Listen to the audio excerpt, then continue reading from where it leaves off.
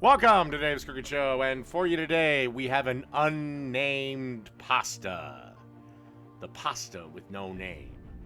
Alright, so in a pot, I've got a little bit of olive oil, about a tablespoon, 2 tablespoons. And to that, I'm going to add a half a cup of diced onions, and we're going to cook that until the onions are nice and soft and a bit translucent. Alright, through the magic of cooking show editing, the onions are done. Now, we're going to add a 26-ounce can of San Marzano tomatoes that I pureed in the blender. And a 15-ounce can of tomato sauce.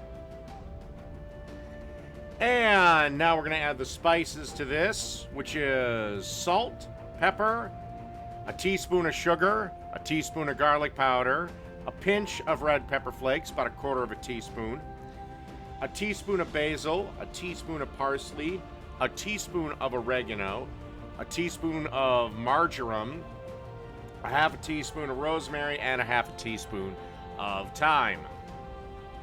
Then you're going to want to stir all this, and then you're going to want to let this simmer for 1 hour.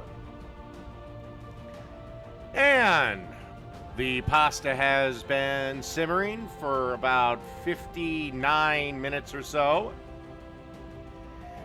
As you can see here, it's reduced down, and you do want to give it a stir every so often while this is cooking. And again, this is the type of dish that you make when you don't got a whole lot to do on a weekend or something.